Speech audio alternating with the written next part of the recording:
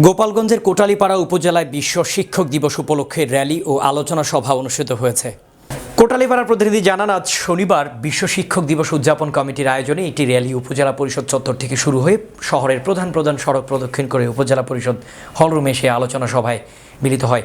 উপজেলা নির্বাহী অফিসার শাহিনুর আক্তারের সভাপতিত্বে অনুষ্ঠিত বিশ্ব শিক্ষক দিবসের আলোচনা সভায় উপজেলা একাডেমি সুপারভাইজার মোহাম্মদ জসিম উদ্দিন, শিক্ষক নাসির উদ্দিন, সুরেশ কুমার দাস, ইদ্রিসুর রহমান, হাবিবুর রহমান মুকুল, উপজেলা প্রাথমিক শিক্ষক সমিতির সাধারণ সম্পাদক কাজী সাফায়েত হোসেন বক্তব্য রাখেন।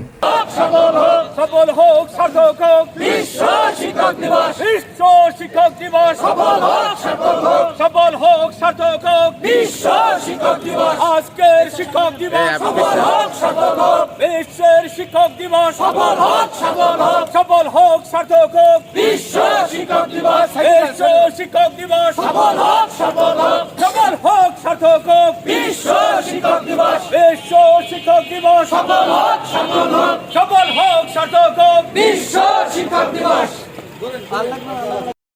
সফল হোক, সার্থক হোক বিশ্ব শিক্ষক দিবস, বিশ্ব শিক্ষক দিবস সফল হোক।